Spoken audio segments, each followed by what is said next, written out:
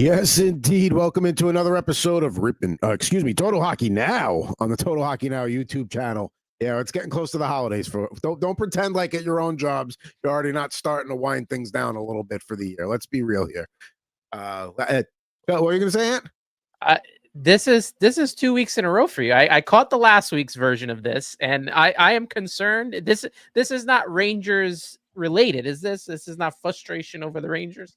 I mean, we already got a comment in the chat from Aaron. Does anyone know how to fix the Rangers? We're going to talk about that later. Yeah, maybe the Rangers have me a little bit off right now. The Jets obviously just not doing anything for me on the football field.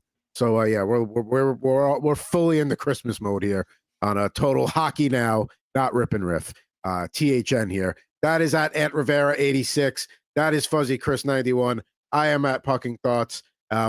Happy to have you here, Ant, back in the mix after having a week off. Juan Soto keeping him busy over there on Subway to Shea, so make sure you check that out for all the latest gloating and feel-good vibes out of Flushing right now, Queens. Plenty to get to today on Total Hockey Now, though. Going to take a quick look at the Hart Trophy odds because, you know, it's not one of the usual candidates. That's the odds-on favorite right now. We'll talk Rangers. We'll talk Predators. Going to do a two-part series of Fantasy Hockey Festivus. Today, we will throw some defensemen and goalies out there and whether they deserve to hear an airing of grievances or other circumstances enough that around them that they get a pass and they don't have to sit at the table of the Costanza House, also in Queens, like Juan Soto now. And then we'll do, we'll do the forwards next week and then a little TMP to close out the show. Some breaking news, though, before we came on the air today, though. Looking at the Vancouver Canucks, they decided that they were going to get JT Miller active. He skated in practice, I believe it was yesterday. He did speak with the media for a little bit, said that we didn't dive into the reason why he was out. He doesn't have to. That's nobody's business. For our perspective, it's good that he's feeling good enough to be back on the ice and contributing, and they'll be taking on the Florida Panthers tonight. He hasn't played since the 19th. It looks like he'll be skating with Brock Besser. Also, Thatcher Demko returns this week, even though he lost in St. Louis. Good to have him back on the ice. So a good week to be a Canucks fan. It's good to see that he's back on the ice. That is it's good that he feels comfortable enough to return. And, when he's ready to talk about it, he'll talk about it, if ever. But it's obviously a big boost to the Vancouver Canucks that they have him back on the ice, and they're going to need him. And I know Anthony's happy about JT Miller. Yeah, not only the Canucks, but I'm happy. The last couple of weeks without him, I lost Brock Besser for a while, Ovi out until, January, February-ish time. Really has killed the momentum of my team. The downward spiral the last couple of weeks without their offensive production. And to have him back, I didn't even know until I checked the rundown today that he was back. So thank you guys for that. I have now boosted him to the lineup and took him off IR. And yeah, he's going to give this team a nice little boost offensively. I think he was like around 7th in points while he was out before he left. And you look at the standings here, and the Canucks are only a point behind the Oilers, as well as the Stars in the Western Conference. So that's something to take note of as this team continues through Christmas. So Vancouver handled the absence of their starting goaltender, Kevin Lankinen. Big credit to him because he's played well in Demko's absence. But yeah, they've weathered the storm pretty well, and now we're starting to see them at full bore. And we'll see what the Canucks look like. Now, I want to do a quick live fantasy advice to my two line mates here. As you see, this is the fantasy. This is the representing the Better Sports Network and the FSGA Experts League, along with Christopher Murray, also in one of those leagues. JT Miller has to come back tonight. My problem is, do I drop Anders Lee, which if you look at the points he's been putting up lately, I don't know if I want to do that. Plus, with wings being at a premium in this league and tougher to find. So that's why he stays in the mix. I am tempted, but I know I can't cut bait on Lafreniere. He's playing well enough, but he's still not maybe playing up to where his draft pedigree was. Or do I cut Jacob Chikrin? Now, you play 3 defensemen. I carry 2 on the bench. I don't necessarily need to carry 2 on the bench, but like if I drop Chikrin, he's going to get scooped up, and the next best defensemen that are out there are not great. So is it as easy as just cutting Anders Lee or somebody else? Well, he's day to day. Does he go on IR plus, or is that different in that league? There's only one IR spot, and they have to be true IR. And he's just dealing with like an under the weather illness thing. So if he doesn't play tonight, I'd imagine he'll be back in the next Islanders game. So that's not a long term thing. Yeah, this is a tough decision. See, I had the same problem. I was thinking, man, what do I do at Lafreniere? Because he hasn't been the same since he signed the contract. But if I know if I just get rid of him, someone will pick him up. And this is a tough decision that you have going for you. I'm gonna let Chris, who's in first place in our league, give that expert advice. You don't want advice from someone all the way in 8th and 9th right now. This is a no trade league. So like, if you're saying like maybe leverage some strength that like you can't, it's all add drop. I'm also in the other FSGH league where I sit at the top as well. So just so far, it's been a good start for me in fantasy hockey.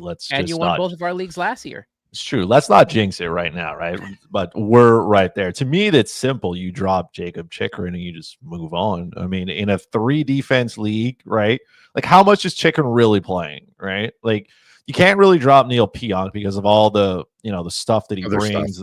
Right, the way that he plays, he blocks shots, right? And that league hits and block shots matter as well. So, and you got a pretty good core there. Evan Bouchard and Zach Werenski feels like a cheat code. Sergachev does everything well. So Pionk's kind of like that 4th guy who rotates in when the others aren't playing.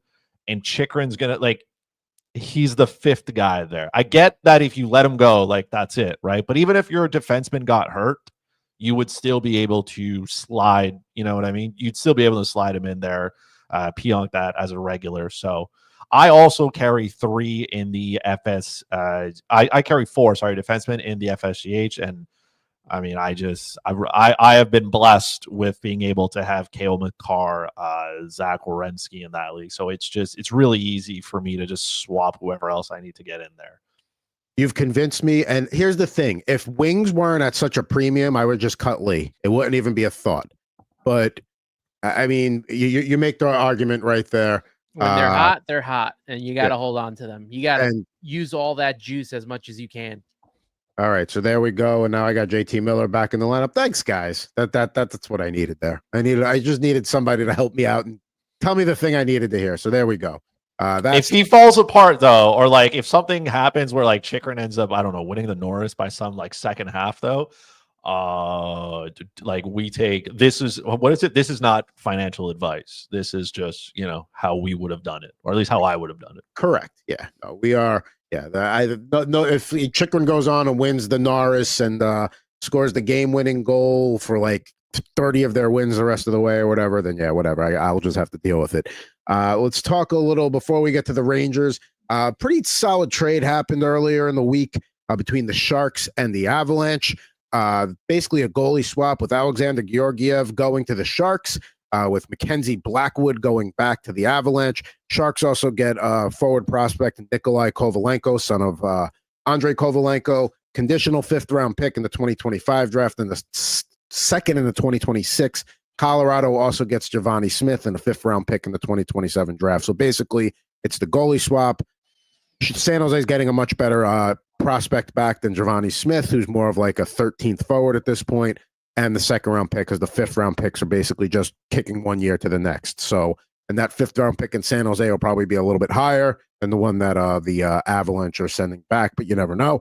I think Mike Grier just, again, doing what he does. He is really just doing a marvelous job with this rebuild. Mackenzie Blackwood was playing very well for the Sharks over the last couple of weeks. Anybody who's followed Mackenzie Blackwood's career know that was not going to last. So his value is high. Colorado is probably the most desperate team for goaltending in the league right now and have been for a while. They've completely flipped the table over. Scott Wedgwood is now in there. Now, they got Blackwood, Noonan out, Georgiev out. Hopefully it provides some stability. I love the move for both sides. Georgiev is just going to split the load with Vanacek until Askarov is ready to come up and take more. It's definitely a win for Grier, that's for sure. Because if I remember correctly, he acquired the rights to Blackwood or something for a 6th round pick or something, and now he flips it for he got some assets back, some picks. So that was good. You take a player that obviously is not part of your long-term plan. You upgrade the asset in a short period of time. The timing of it as well of that trade was quite good because I think he had like 50 saves in a loss against Florida. Apparently that was enough to convince the Colorado Avalanche that he is the at least Lord and Savior for this year. I can't imagine why the Colorado Avalanche keep doing this. Yes, they've overhauled their goaltending. But if you cover a turd with chocolate, it's still a turd. And that's what they've done here. They have covered poor goaltending with poor goaltending. Like it's not better. This is a lateral move at best. Assuming Blackwood can stay healthy, which is that's one of those things. It's still not good enough. It's not good enough. This is not a long-term solution. This is a team that needs help, and those two bodies that they have in goal are not it. You're muted. Well, that's what happens when you come back after a week. Now it's off. Chris's turn to make a mistake. Yeah. I don't know what the Avs are doing here. If anyone knows about Mackenzie Blackwood, it sure is me. And he had ample opportunity to be the lead goaltender in New Jersey and never took advantage of it, was always hurt as well on top of that. So that's something else you have to factor in with Blackwood. So San Jose, even though they get Georgiev, they do the right move here and capitalize on Mackenzie Blackwood's success so far. When he has a 911 save percentage, I think, right now, 3 goals against. So we'll see what happens there. But that's a wash trade, but better for San Jose, I think. For me, what I think Chris McFarland is doing here, Avalanche GM, he sees Blackwood playing well behind listen, let's look at the Sharks blue line. That's a bottom 5 blue line in the league. I would say. I know Jake Wallman runs a good power play. I know they brought in Cody Ceci and Timothy Liljegren. Say bottom 10 league. And he was playing that well even for a short period behind a blue line like that. Colorado's maybe thinking, okay, we do have a better blue line than the Sharks. Yes, Blackwood has been inconsistent, hasn't been a bona fide starter, but maybe they're hoping that, okay, we knew Georgiev was not the guy. And Noonan had an ample opportunity to take the crease heat it. And their thinking here is, okay, Blackwood played pretty well against the San Jose blue line. Wedgwood is a reliable backup that's going to come out and play every few games. It'll probably be a little bit more of an even workload there since neither guy, Blackwood has an edge, but maybe it's something about the last names that end in wood that they have to have because it's Blackwood, Wedgwood. Maybe that's, they're trying to collect the set. I don't know. I don't fault the move. I think it's better than what they had. That is for sure. But with that team in front of them, maybe that's all they needed. Maybe Georgiev was just that bad. And now you get a guy like Blackwood who we'll say is mediocre at best behind a Colorado team, looks good enough and can play them well enough. And like I said, Wedgwood goes out every handful of games. I just don't think he's good. It's an upgrade, but it's not good enough. I will say this, Wedgwood and Blackwood's talent is clearly hidden in plain sight because I cannot see it, and I do not believe the rest of us can see it. It's not good enough. It's not good enough to win a Stanley Cup. I get that they did it with Darcy Kemper, the corpse of him, but this Colorado team defensively is not as good as that Cup run team, and they do not have the depth up front to compete. That team is very top heavy, and yes, they get Ross Colton back. Yes, they get Valerie Nichushkin back, and yes, that probably helps this team a little bit. But if you're looking to win a Stanley Cup with that goaltending, I mean, it's going to be a rude awakening because it's just not it. You don't win with those guys. I'm curious if we see Colorado make another goalie move before the season's over because, like you said, you're not big on Blackwood.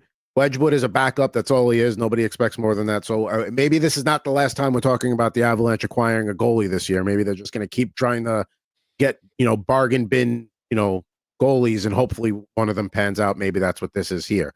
Now, do we want to go Rangers next or Predators next? We can go either way here. Which one would upset you more, Adam? Let's get that one out of the way. Let's talk about the Rangers then. I think we know the answer to that. Still mired in issues here. Last Friday, they finally get out from the Jacob Trouba contract. The return coming back's pretty good, considering that the main thing there is they retained zero salary, and that's basically all they were hoping for.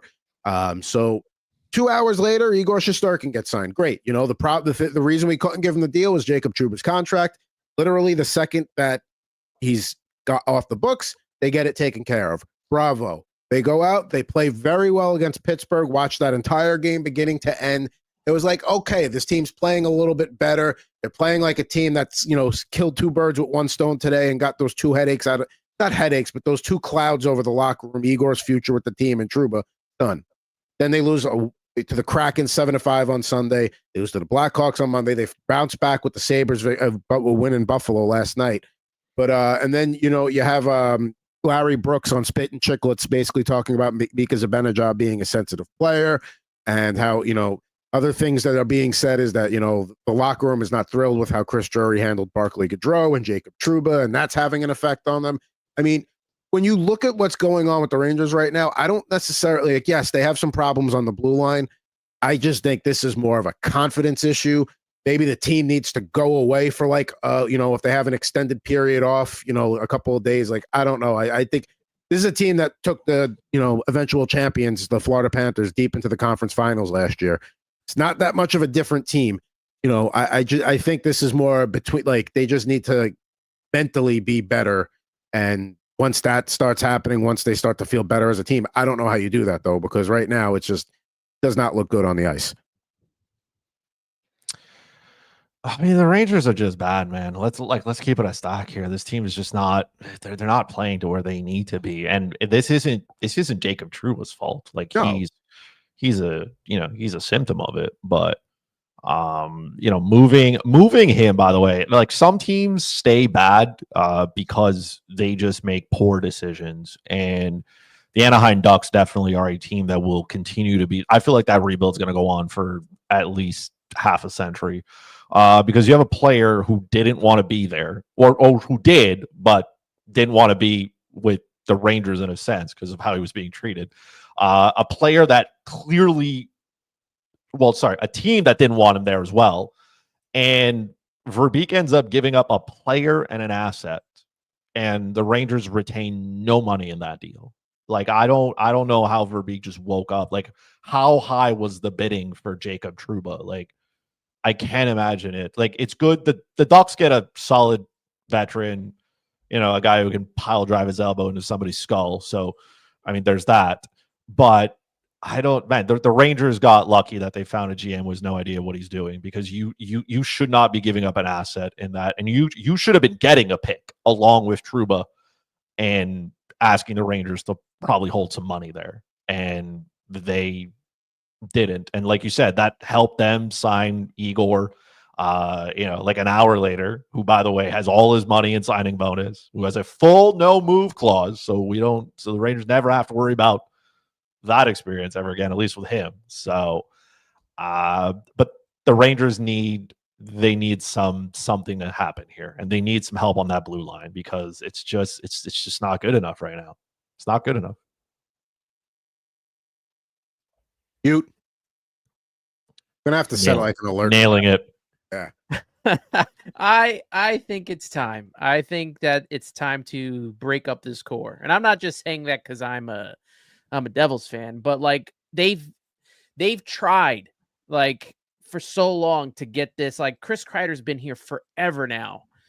And so a lot of these other guys, and it's just not working. They're not getting back to the Stanley Cup. I mean, when they played the Devils a week ago or two ago, there was talk that they could not keep up with the speed of the Devils and their This was the same problem they were dealing with when we played them in the playoffs a couple of years ago, and they have not fixed that yet. So, I think it's time to start anew with this team. You have Igor signed on for a long time. You have Lafreniere signed on. You build around those two guys, I guess, and you start trying to figure out if you can move some of these guys. I don't know if you can move around Mika or Kreider, but something's got to give. And especially with now the way that the team feels in the locker room, that's a problem. That's something that just doesn't go away, within a day. Obviously, if you start winning, it might, but if Trouba, who was the captain of this team, and I don't know how if you take that lightly of him being the captain or what, but it just does, something just doesn't feel right on the ice and off the ice, and that's a big problem. So, and going back to trading a captain, because I was having this conversation with a buddy. He's like, oh, how do you trade a captain? Blah, blah, blah. I'm like, yes, he was a captain, and yes, that's your guy, and you're going to go to battle for him. But when a guy like Trouba's throwing elbows around when he does, like, yeah, he's still your guy. But like deep down, it's like if he was on the other team, I'd want to run him for doing that stuff. So like, yes, he's your captain. Yes, he's your leader. But like, are you fully behind a guy like that should probably have been suspended more? And like, if he was doing it to you, like if he was on the other team, you'd want to go after him. So, I mean, I don't know. Maybe that's like an addition by subtraction thing, but they still weren't happy with how Drury handled the whole situation. So that's what's been lingering. And like you said, maybe just winning. Maybe winning is what solves the problem. One win turns into 2 wins, turns into 3 wins, and all of a sudden, all those bad vibes and all those things that you've been dealing with over the past few weeks are gone. They're history. Winning can cure a lot, but there does need to be a shakeup with this team. I think you're right. I think, I've heard Brady Tkachuk's name being mentioned. There was that tampering allegations last week, which, yeah, I would love to see what kind of deal that is. Wouldn't that be ironic if Mika Zibanejad is a piece going back to Ottawa? Basically, we got the best years of his career. Now we ship him back to Ottawa. That would be funny. I think if you're going to make a major shakeup, it has to be somewhere on the blue line. Has to. That's where they need help. So that's, I think, where your first bit of focus is you try to help that. And then if nothing happens there, then you may have to consider a much larger retool, we'll call it. You remember when they sent out the letter to do the rebuild, right? Oh, yeah. That didn't last long. That didn't really last long because of Panarin. They were back within, I want to say, maybe a year or two after sending that out. So there really hasn't been a rebuild. They've kept they kept Kreider and they had kept a lot of those guys, leading up to this point. Doesn't Brady Tkachuk, isn't he disgruntled there in Ottawa right now? Is that a concern of bringing him into this locker room? And will that work? Do you think that'll work out? I mean, I think Brady Tkachuk's disgruntled because Ottawa is as Chris likes to say, a directionless team. And, the rebuild, another team that who knows how long that rebuild is going to go on for with them. Yeah, I know they're getting a new arena and all that, but I think a guy like Brady Tkachuk would be happy to get out of Ottawa to go to almost any other team. An American boy coming and playing for the Rangers, I think he would be very happy to come to the Rangers, even in their current state.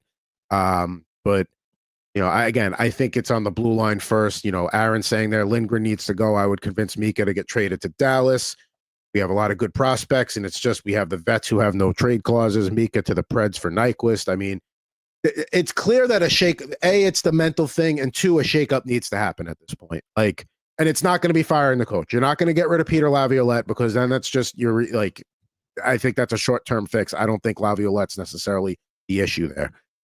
So the thing is, you've been through 3 coaches already, and the roster has not really changed over as much in that time. So to put it all on Laviolette, especially since he just took them to the Eastern Conference Finals. I mean, you can't keep just cycling through coaches and keeping the same roster. He doesn't play on the ice, and he's got the pedigree. He's got the Stanley Cups. I'd also like to know if the other issue here is Chris Drury and Rangers owner there, Jim Dolan. Apparently, when Jim Dolan likes somebody as a person, they have a dog leash is 40, 50 feet long. Oh yeah. So that's also a problem too. Is when it's good for Drury and job security, but not necessarily good for performance. So, again, like we said with the Rangers, winning can cure a lot of things. You got the Kings coming. That's not going to be an easy game, but maybe you get a tough victory over the Kings, and then that snowballs, and then you got a little bit of a road trip coming up there. I know you got to go to Dallas and Nashville, I think. let's talk about the Predators, because as bad as things are at the Garden, they're not as bad as they are in Nashville. The Rangers are still in the playoffs as of today. Barely, but they're in. The Predators are one of the worst teams in the league. 6-11-13. Roman Josi leaves the game. He's day-to-day the other night. That's the last thing they needed. But let's just look at some actual numbers here. The Predators are allowing 3.6 goals per game. They have a league-worst shooting percentage at 4.76%. So, okay, fine. The shot percentage has to right itself. It'll go up a little bit. They're not going to shoot below 5% all year. But even so, penalty kill is a shade under 70%. 61 goals scored is dead last in the league to go with that shooting percentage, and the 20th ranked power play. I mean, I know we were just talking about how the Rangers shouldn't fire their coach because that's not going to solve things. I think in Nashville, a change behind the bench might be the next way to go here with Brunette. Not necessarily blaming it on him, but when you have Jonathan Marchessault making comments like, every time I jump on the ice, if I had players in warmups and then I started the game with other guys. Hockey players, probably more than other sports, they love their routines. They love their regularity. They want to know who they're skating with. And yes, they understand injuries happen. And okay, but the guy that they skate with warmups in should be the guys that they play with in the game, and no changes should be made there unless somebody's like a game time decision because of like an injury and whether they could go or not. Here's I'll circle back here quickly just to the Rangers and Senators, because I feel like I might as well just tilt both fan bases at once. Right. Brady will leave once that contract comes up. Like his brother, he'll just be like, "Hey, I'm just gonna go somewhere else and not be in Ottawa," because I mean it's Ottawa, right? And for those of you looking to trade Mika Zibanejad, he's making $8.5 million for 6 more years. So strap in, Ranger fans. We're not. This isn't be NHL be a GM there like in those video games. You guys are stuck with Mika. So the next place he plays is in the Swedish Elite League once he gets bought out. So these wonderful trade scenarios are not happening. So strap in, get yourself a Mika Zibanejad jersey and rock it because he's there. I mean, until he falls apart. Now, for the Nashville Predators here, this is a terrible team. They are also scoring 2.21 goals per game. They have exactly 2 wins on the road this year. So, and yes, the comments that Marchessault made are indeed correct because they were taken from French TV, and when I translated them, it sounded exactly like that. Now, it's probably more of a player that's disgruntled and just unhappy, a little bit with him, because, I mean, he's not doing pretty well. And the rest of that team is just not performing. They're just not doing a very good job. And sure, you could fire Andrew Brunette, and that'll solve absolutely nothing because it's the players on the ice who are not figuring it out. And to an extent, maybe Marchessault was right. Maybe he does want to know who he wants to play with. Maybe he does want to build some of that chemistry. And it probably is harder for all these new guys coming into a situation where, they've played in their respective clubs for so long, and now they're trying to get this all to work, and it's just not there. But this, positive regression is going to happen at some point. This team is too far down. You can't be shooting 5% with the talent that's there. But, some guys on there that they have some big contracts that are, there's no state income tax out here in Tennessee, so they're collecting a lot of money. And they're just not doing it. Steven Stamkos is not shooting the puck. Marchessault is not shooting the puck nearly enough. This team is not doing enough. So it's probably a shakeup, and it's not just going to be trading, Wedgwood out of there. But again, you've committed a lot of money to a lot of players. So at some point, you just got to figure it out, right? And I don't care what it's got to be. But if life has to get a lot more miserable for them before it gets better, it is, you know what I mean? It is what it is, boys. Strap in, look at yourselves, because this is what it is. These are the guys. They don't have a ton of money to go out and start flipping things. They're not going to move some of those contracts, right? Nobody's taking on Steven Stamkos or Jonathan Marchessault today. So, I mean, you got to figure it out, right? Probably some debt moves, probably bring in some guys. But at this point, maybe the reality is that they're a bad team. That's just it. They went out, they signed some veteran players who are on the wrong side of 30. It's not going well. And here we are, Everybody talks about how hard it is, to get players to go to certain markets, right? Like out there in Buffalo. I hear there's no palm trees in Buffalo. That's fine. But like you said, winning cures everything. As long as you win, the rest does not matter. And all of this is it's under a microscope because they're losing, right? It's the same thing for the Rangers. You can cure everything. but you got to start winning hockey games, and it's got to be a commitment to doing so. You got to figure it out, and you got to go out there and grind it out. Too many nights, the Rangers look like they just don't care, and the Preds just are like, they're so bad to watch. I don't think I've watched a Preds game on TV like this year, and to be honest, I don't think I'm missing anything. Look outside your window right now, and you'll see the Predators bandwagon. I have just jumped off. I mean, I was so excited for this team once they made all the moves that they did for these veterans. And if they're going to make a move at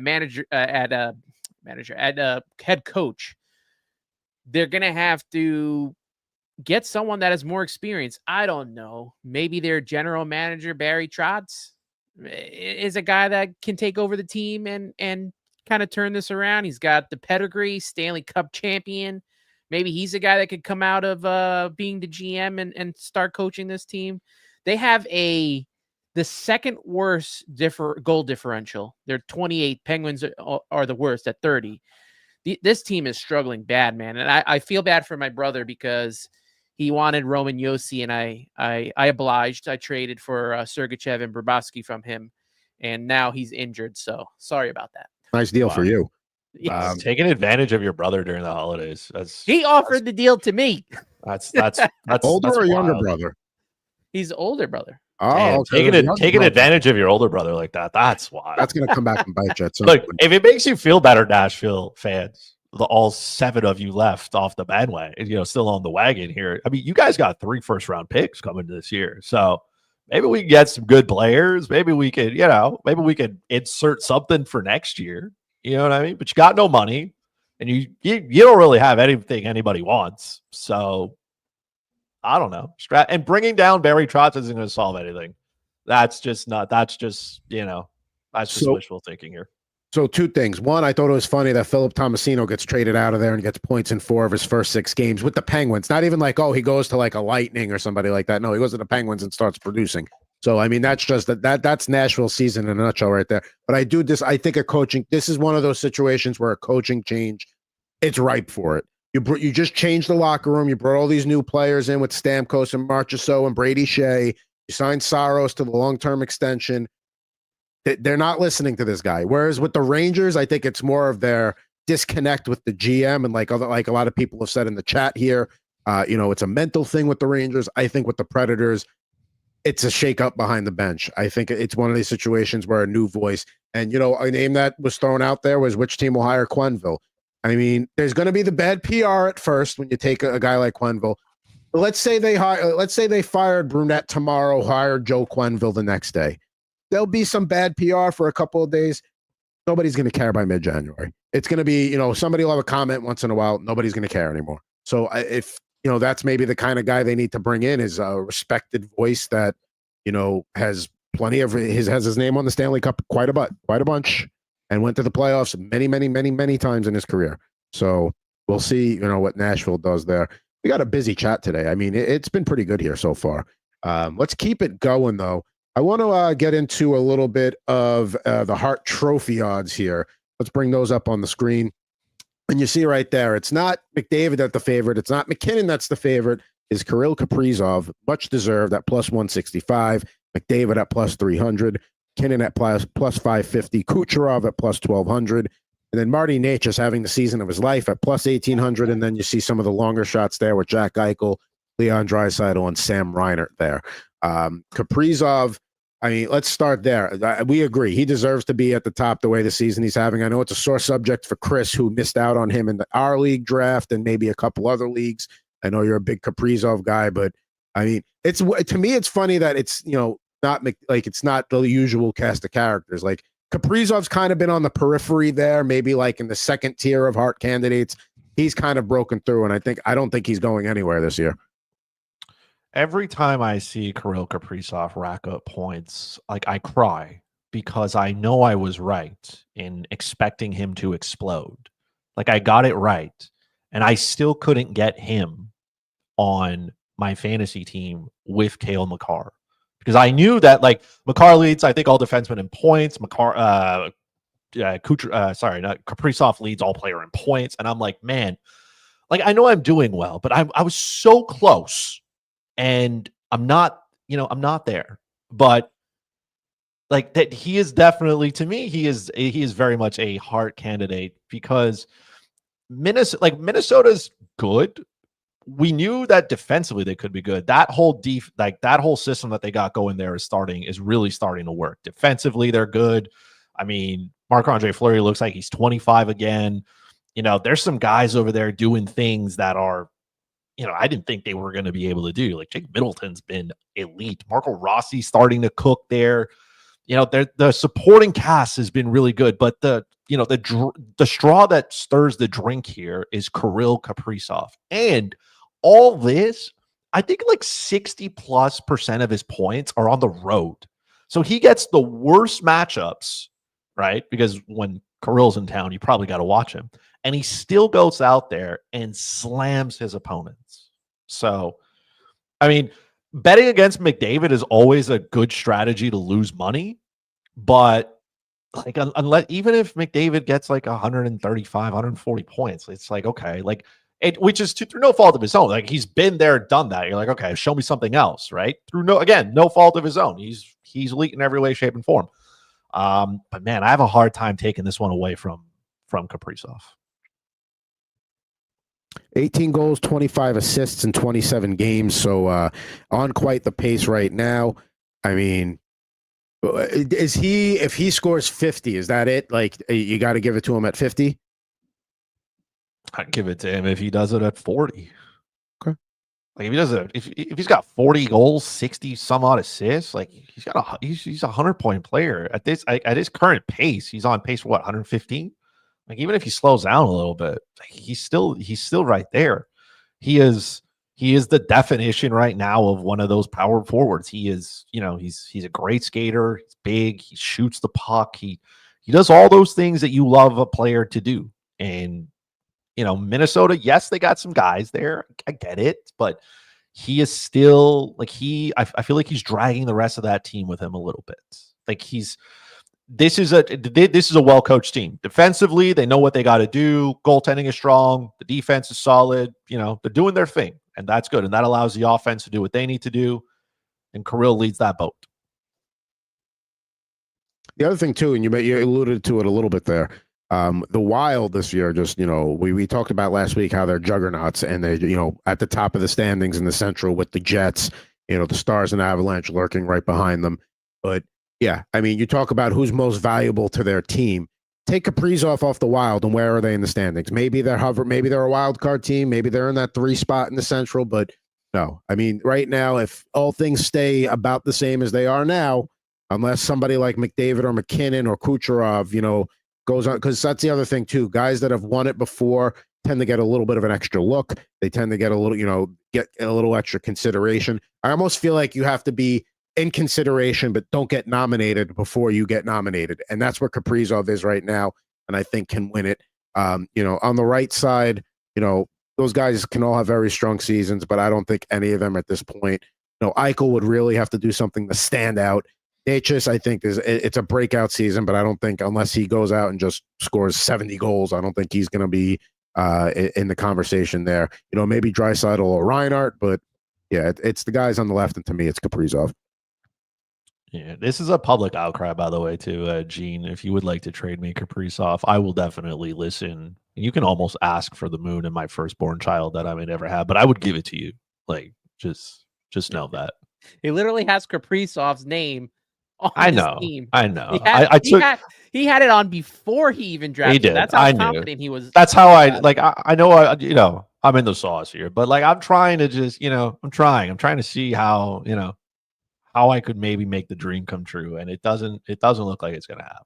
So, but I cry every time I see Kaprizov go off, because I'm like, man, I could have had it, and I didn't. And yeah, I mean, listen, sometimes that's why you got to reach a little bit in a draft. If you really want a guy that bad, I mean, yeah, it's tough to, in a redraft league, it's tough to move up and get a guy, and, it's tough to really trade picks there. Yeah. I mean, you were right around the area. You missed on him, and yeah, you'll weep here and there, but you'll be okay. You'll be okay. You look pretty sad right now. I gotta be honest. Because I think about it and I'm like, not that my team's doing bad. I'm just like, man, it could have been.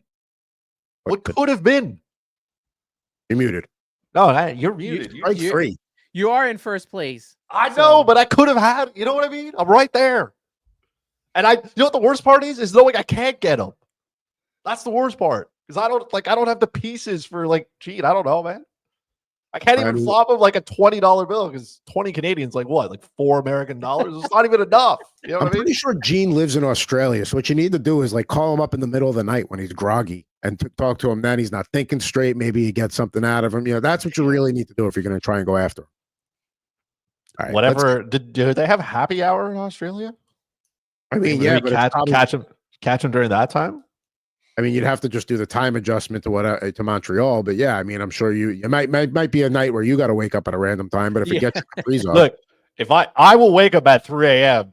and shoot my trade here, if it means I can get Kaprizov, but that just might be a dream that dies. All right, it's time to get to a little Fantasy Festivus here.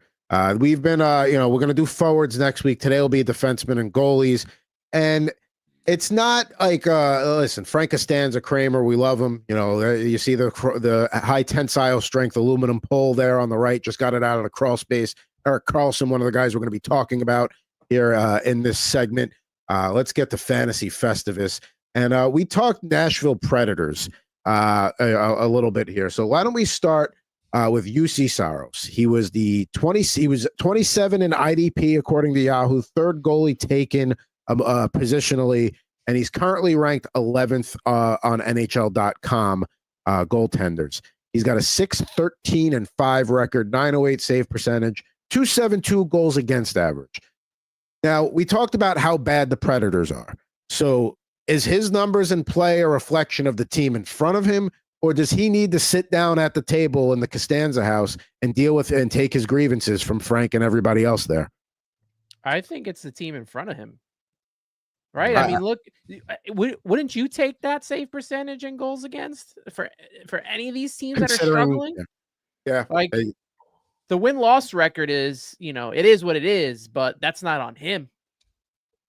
Yeah, so, it's not like I'm not really ready to push him under the bus. His goals saved above expected 5-on-5 is it's average. It's not great, but I mean, it's not all on him, man. This team can't score, even if he does play well.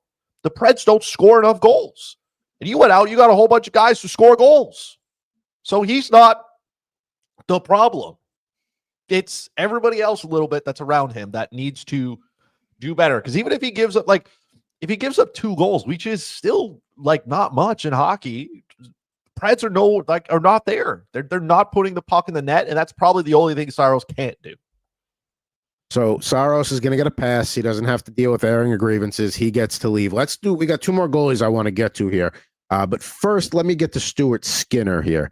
48.4 IDP, 8th goalie taken. Georgiev was 9th, by the way. Just to put that in perspective, he was the 9th goalie off the board this year. Skinner ranked 13th on NHL.com, 10-7-2. 895 save percentage and 281 goals against. Now with him, he's been playing a lot better. His last 5 outings have been very strong. I think he's turned a corner. I think, it wasn't the best start for Stu Skinner, but I think he also gets a pass. I got no problem with him not having to hear any grievances here. I think he's turned the corner. Considering where you got him in drafts, I think he's okay. Yeah. Skinner is what he is, right? Like we kind of know the type, he's up and down. He's a roller coaster ride. The goals average against is fine. Even this, not the best save percentage, right? But, better than a lot of other goalies that are struggling right now. So yeah. I think that for the Oilers, it's all about, them scoring a lot of goals. They score more goals than the other team, they're winning. That's how they play their game. Yeah, the Oilers are like they're not good defensively. This should not shock anybody, right? Yep. So like he's a product of that team, right? That team is not very good defensively, so he gives up a lot of goals. The save percentage doesn't look good. I think there are bigger fish to fry on that team, right? I mean, Victor Arvidsson has been absolutely terrible, right? You went out to get Jeff Skinner, and that pretty much hasn't worked out. Evan Bouchard cannot play defense. I think that's pretty much there. The loss of Broberg and Holloway clearly has hurt them. They decided they didn't want to go down that route. Okay. So there's a lot of other things. It's not like Stuart Skinner is a problem, but he's not the whole problem. He is like a small slice of the pie here. Like if you're watching your weight kind of slice of the pie thing, he's not it. He's like half of a normal piece of pie. He'd be like half of that piece. Yeah, you know what I mean. Like he's like a respect. You know, like you would. It's following the recommended serving size of problems. You know what I mean? Because like, who follows the recommended serving size of a pie? You take as much as you want and as much as you can eat, basically. Because they're like, oh, here's like 40 grams, and you're like, what is that? Like, I need more. There are not 10 servings in this. There are 3 at best. It's enough of a slice of the pie to be respectful and eat something, but not to like totally not eat anything either. Right. There you go. So, all right. So first 2 goalies up, they don't got to sit at the table and deal with grievances. Now, before we get to a guy who absolutely does, we got in the comments here, hidden in plain sight. Let's just put a little more salt in that Chris Kaprizov wound. I had Kaprizov for Hart before the season started. Looking pretty good. Indeed it is. People don't realize how good this guy was. I've owned him for a few of my keeper leagues since he came over from the KHL. Yeah, I mean, he's been a stud since he's got here. I knew. Hidden. I knew this was again, Kaprizov being as elite as he was hidden in plain sight because I knew this. I just couldn't get my hands on him. You know what I mean? That's what makes it worse. If I didn't know, then I'm like, all right, well, it's hockey. But I knew. But I'm glad some of us were on the same page. Oh, well, we'll stop rubbing the salt in the wound now about Kaprizov. One more goalie to get to for Fantasy Festivus here. Jeremy Swayman. 32.4 ADP, 5th goalie off the board, ranked 8th on NHL.com currently. I don't agree with him being a top 10 goalie right now. 9-10-2 record, 885 save percentage, 327 goals against. I know the Bruins have some problems, but this is the same guy who did what he turned down. It was like before Igor turned down the highest paid goalie in NHL history, whatever it was. But Swayman, not necessarily earning his contract right now. I know there's other problems, and they have a very slow blue line up there. But I mean, man, if we're talking from a fantasy perspective, Swayman has not cut the mustard considering where he was going in drafts. I mean, there was one week where I even waited on him, and I got him a little bit later, and he's not working for me right now. I think he'll turn it around, but right now he needs to take his lumps. Right now he's not playing good. Yeah, he's got to sit. They traded Ullmark out of the way to make him the lead goaltender, and now he has struggled so mightily for Boston. But we all saw this coming, thanks to Chris and telling us of the downfall of the Boston Bruins for a while now. Yeah, he's got to sit because that contract that he in the offseason, all the ill will between him and Boston, the Boston GM and all that, and the owner and all that stuff, it doesn't look good for him right now. It just doesn't. I'm actually going to give him a pass here. Okay. I know. I know. Yes, he is. Yes, he has not done well. His goals saved above expected all situations is -11. So not good, right? Not great, Bob. But there are a little bit like the Oilers. There are bigger fish to fry here. Like, are we not going to talk about the fact that Boston has outside of Pastrnak, nobody else on that team is elite. They don't have any depth. Are we just going to forget that Elias Lindholm and Nikita Zadorov are given these outrageous contracts and it's not working for them? It's not going well.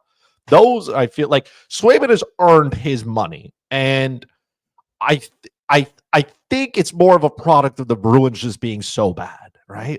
It is that, and maybe the fact he didn't have a training camp. I know he says it doesn't matter, but all athletes will say that it doesn't matter and da da da. And if it didn't matter, then nobody would do it, right? But it does matter. That's why we do it. So I'm going to give him a pass here because this is one of those things now where he is a true number one goalie. The work set, the work amount, the mindset, everything behind that changes. And just as the Boston Bruins are changing, I mean, they got smacked in Winnipeg, man. Imagine having to go to Winnipeg and then imagine getting smacked in Winnipeg. So there's a lot going on with Boston. It's not just him. He has to be better, but I don't think it's enough to sit him down at the table and be like, hey, you know what I mean? Like, there are other things. I am more confident in him correcting what needs to be done than I am of the Boston Bruins correcting what they need to be done. Because that's also a team, by the way, that just let, Montgomery walk. And then there's literally another team that fired a coach that they signed to be like, hey, that's the guy we want. Nothing says, okay, maybe we made a mistake, like doing that. And not only that, but the Blues are playing much better hockey their last 4 games. It's like a night and day situation. Imagine going to the coach you just signed, be like, hey, buddy, we just like this guy a lot more. Like, it's not you, but you're also, he's not you. So that's, you know what I mean? Like, again, I'm just not ready to sit him at the table. I'm ready. Like, if you sit all the Bruins at the table, then yes, specifically management. To me, that's where the bone I got to pick with. That this team is assembled. This is what it looks like. Jeremy Swayman didn't assemble that team. He didn't trade Allmark. He didn't give Elias Lindholm and Nikita Zadorov those horrible contracts. He didn't have this team have no depth. That's not on him. There's other people that need to take accountability. I'm going to leave him off the table right now. I know we haven't gotten a defenseman yet, but it's going to be a pretty empty Festivus table here if we don't start sitting somebody down soon. Before we get to defenseman, suggestion in the chat here. Allmark should be at the table too. Yes, he's won 3 in a row, but those are Detroit, Nashville, and Anaheim. So take that with a grain of salt. He is playing better.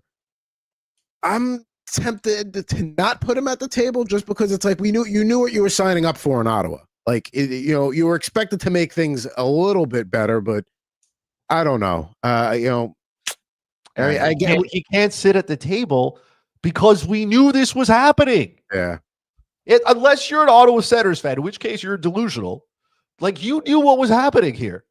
The homie went, got his bag, has to live in Ottawa. But the Senators are not good. Everybody knows this. Nobody was people thought he was going to win over 39 games. Where? And like you said, he beat a whole bunch of terrible teams. Good for you, bud. But overall, his numbers, not terrible. It's just that they're not elite. But also the Ottawa Senators are not, Boston Bruins of previous years. There's only so much a goalie can do. The Ottawa Senators are trash. Yes, I think that's something we can all agree on here. The Ottawa Senators are trash. All right, so right now, Swayman might be at the table, might not be at the table. That's all we got right now. Let's get to the defenseman. Now, 2 names that I was going to throw on this list, but then after a little bit of thought, I'm like, I think they fall into that UC Saros. It's more of their team around them that's causing their less than, maybe not the numbers that they were drafted for. Moritz Seider, 78.6 ADP, 14th defenseman off the board, and Noah Dobson, 56.9 ADP, 9th defenseman off the board. They get passes. Things are not going well with the Islanders. Things are not going well with the Wings. They're both teams very inconsistent. So tough for a defenseman to have strong numbers in those kind of settings, unless the team's totally given up and they just take the training wheels off and say go go go.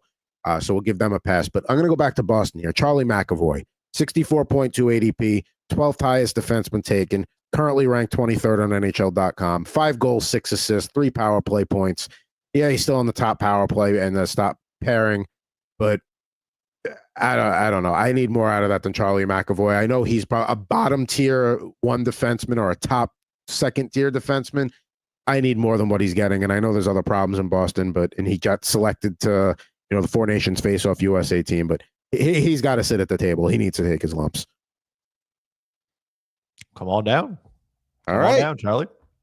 Sit here. Let's have a conversation. Why are you so bad?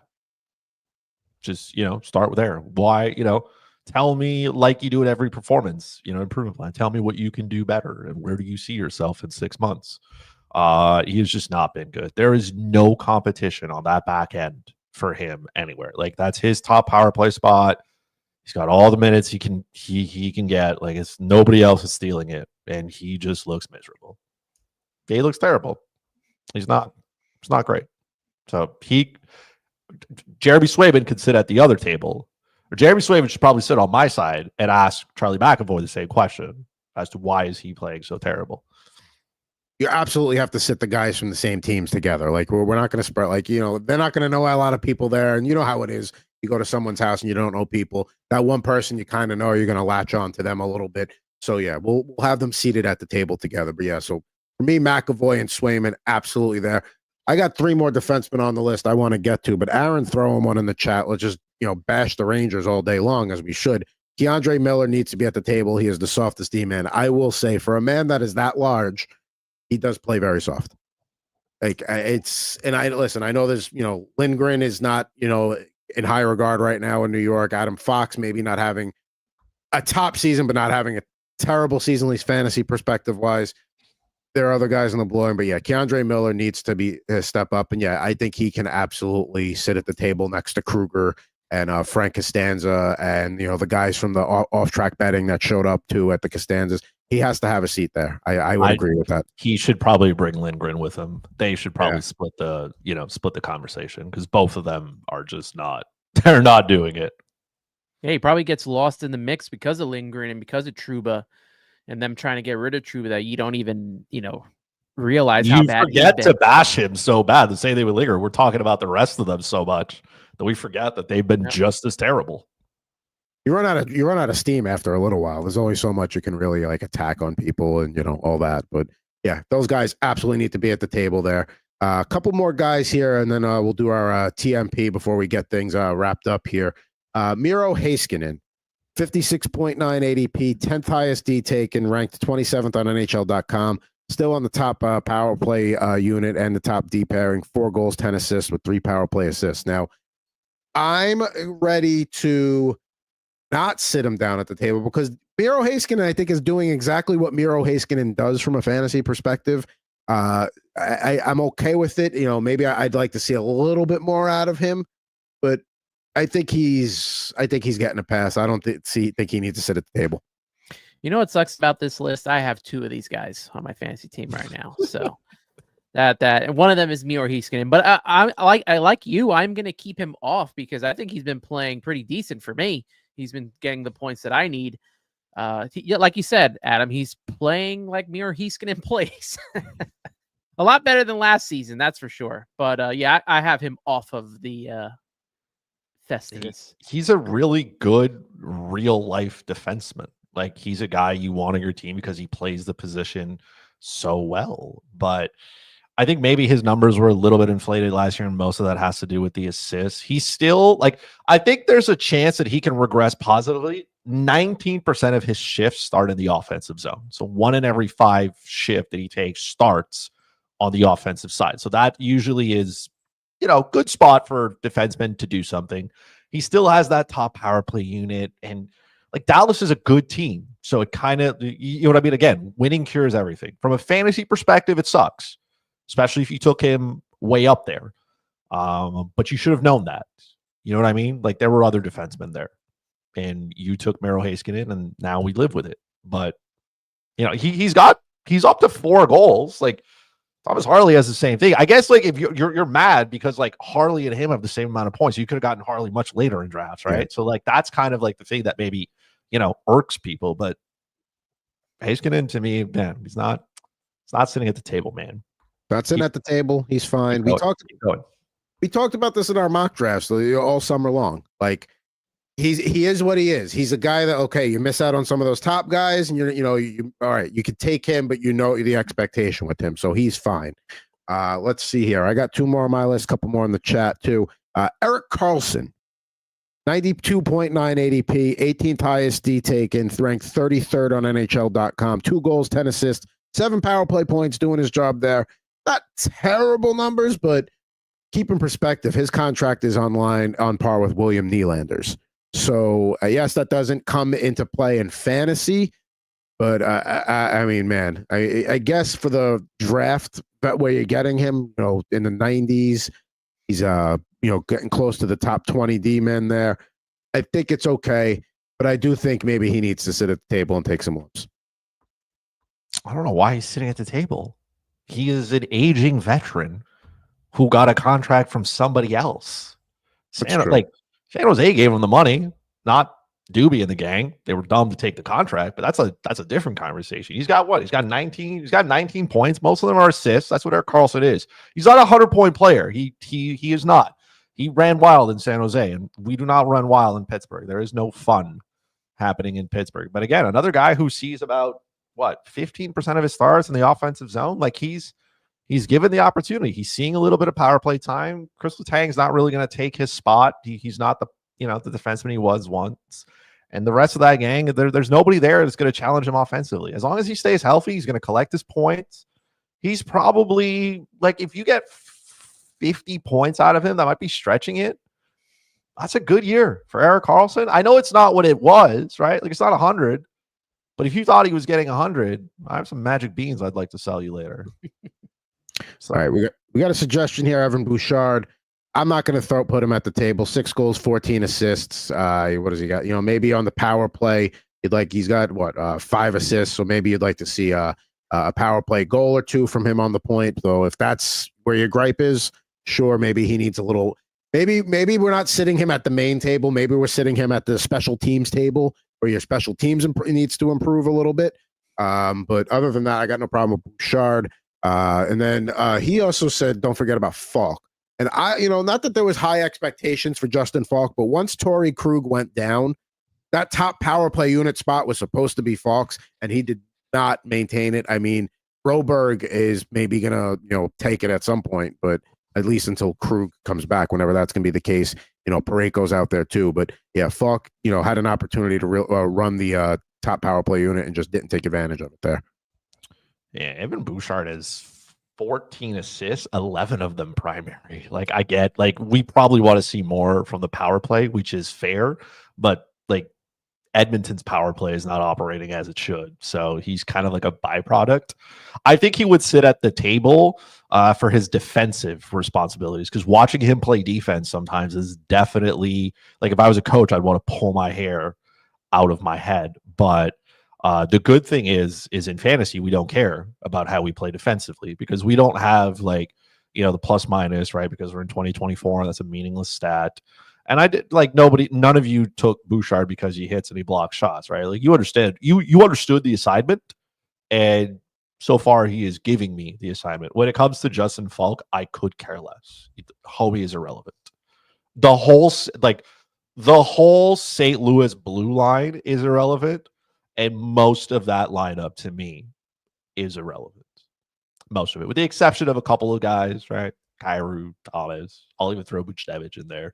The rest of that, I could care less. Deeper banger leagues, Jake Neighbors has a little bit of value too. Sure. That's a deeper banger league there. One more guy I want to throw out there before we give our picks for the night and say farewell on this edition of Total Hockey Now. And I'm probably being a little hypercritical here. Brock Faber, 3 goals, 11 assists, 5 power play points. Still in the top power play, still in the top pairing, but now in the second power play unit. Jared Spurgeon being the guy that running it on the top unit right now. And maybe I'm being, like I said, and I recognize I'm being a little overcritical here on Faber, but I was expecting a little bit more from a guy who people were talking about should win the Calder over Bedard, which no. In Minnesota too. I mean, we talk about Kaprizov playing so well there. Maybe they're just bringing him along a little bit slower, but he was a guy I was expecting to take a little bit more. I was expecting like an offensive explosion this year. Maybe it's still coming and it hasn't come yet, but I'm still being patient and waiting. Yeah, that's what I expected. You guys sold me on him in the offseason, and I drafted him, and he's just not been what I thought he would be. I've got him in other leagues, so don't worry. I feel your pain there. No, Brock Faber can have a seat at the table. We have to talk about it, right? We don't come that close to winning Rookie of the Year. I know maybe we're like hitting him a little bit here. He's got 11 assists, 9 of them are primary, and he's 12% of his starts from the offensive zone. His share of possible lifetime is 40%, so he's on the ice quite a bit. I expect a little bit more from him. I really do. And there's not many guys on that team that should be beating him out for anything. Like Jared Spurgeon should be beating him out for any type of power play time. I mean, Jake Middleton's having a fantastic year. Yes, good for him, but it's Jake Middleton, you're right. And then you got John Merrill, Jonas Brodin, Zach Bogosian. Like, this should be like Faber should be running here. He should be running the power play. He should be putting up some of those big boy numbers. And that's what I thought I was going to get with Brock Faber. And that has just not happened. So I thought Faber could probably get, maybe flirt with the 60-point plateau. We are nowhere there. And so I need him to sit down at the table and have a conversation. Be like, hey, man, what happened? Just what happened? Tell me, please. It's funny that you bring up Middleton because, like, he's supposed to be the other guy on that pairing. But if you're in a banger league like I am, like, I actually had to make a decision, like, which one of these guys am I keeping right now? Like, in a league where blocks and Faber will get blocks. He's not a hit guy. He'll get you blocks. In a league where hits matter, no hits. Yeah, he's got to stay. Like, you got to wait that out. You got to be a little more patient. They're a really good team, but in a league where it's a banger league, I don't know. Like, he's kind of like a fourth defenseman, I would think.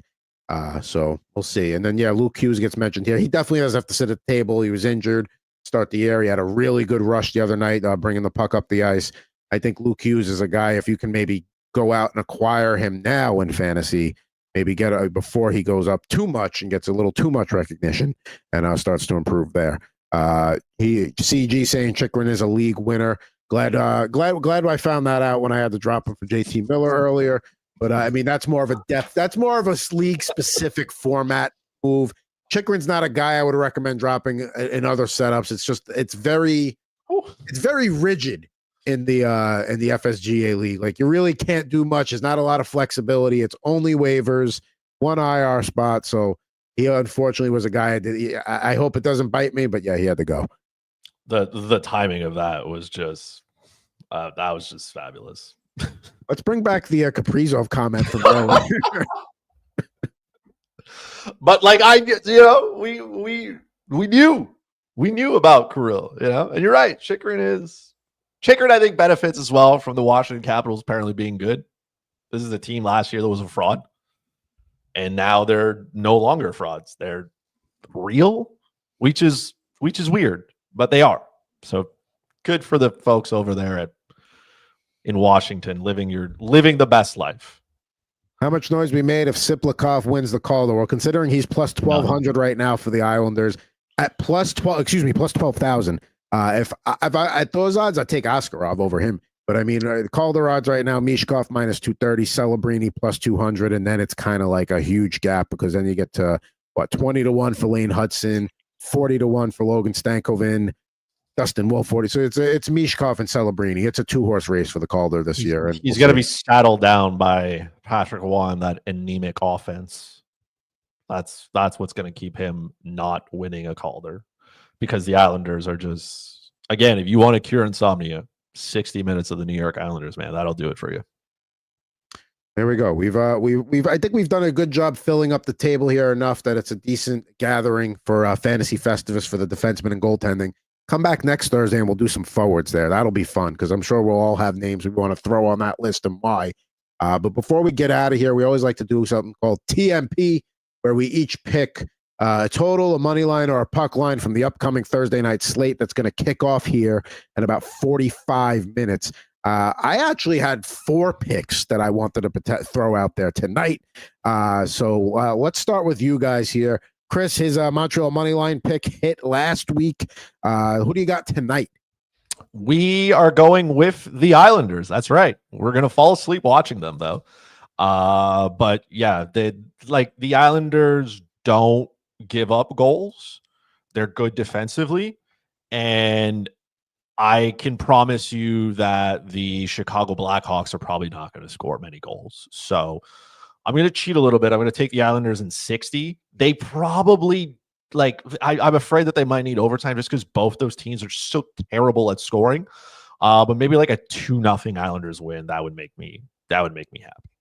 See, that's like the little cheat code there. If you like somebody on the money line, but it's too juiced, you go for the win 60, and that'll get you some better odds, and just hope it doesn't need overtime. That's the play there. So good on you there. And I like the Islanders in that matchup too.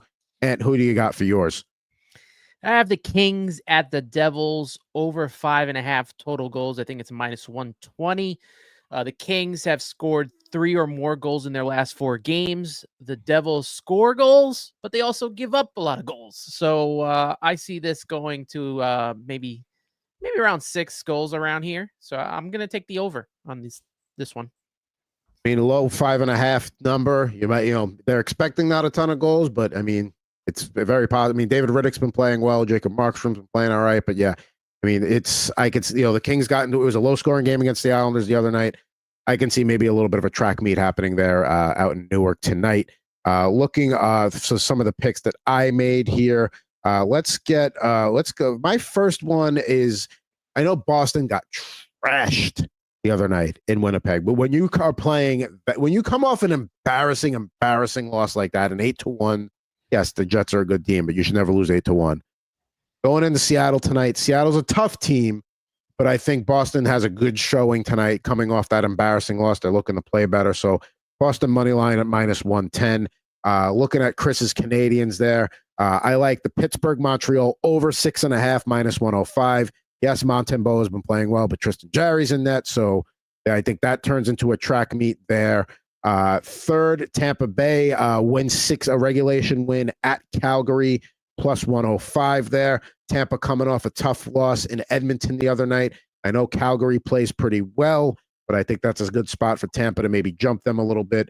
And this last one, I wanted to confirm who the starting goalie was in Colorado tonight.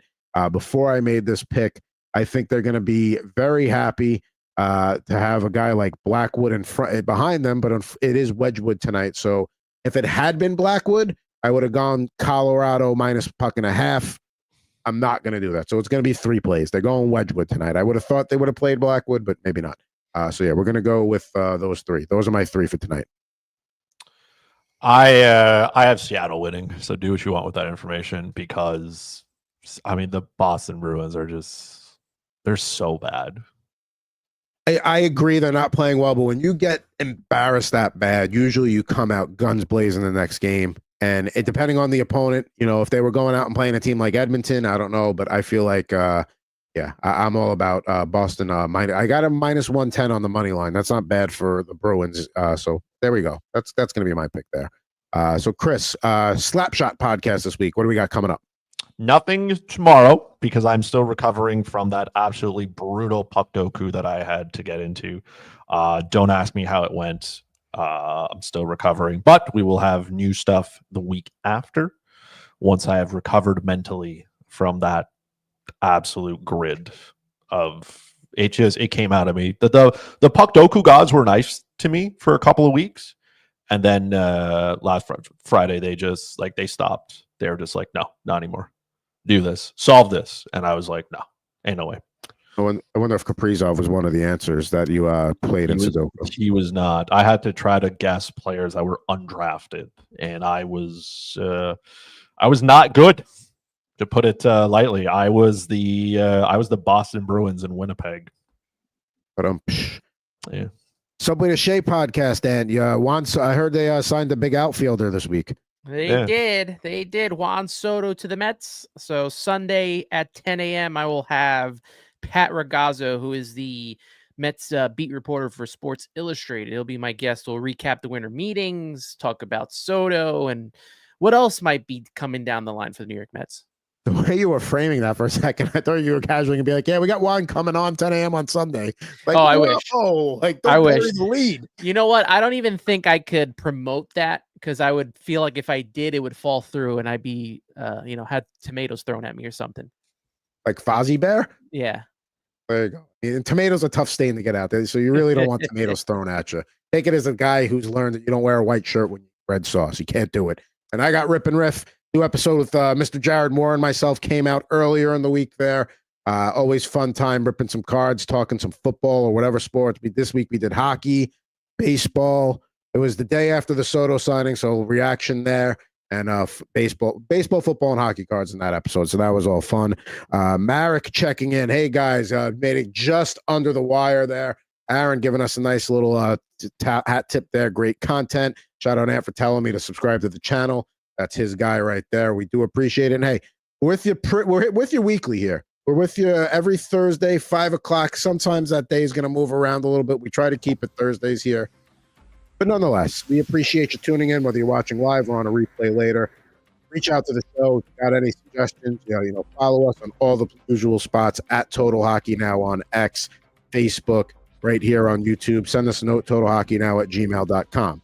But for at Ant Rivera 86 and for at Fuzzy Chris 91, I'm at Pucking Thoughts. Be back with you next Thursday, a little Fantasy Festivus for the forwards, and who knows what else. But back with you next week on a brand new episode of Total Hockey Now. Thanks for watching and listening.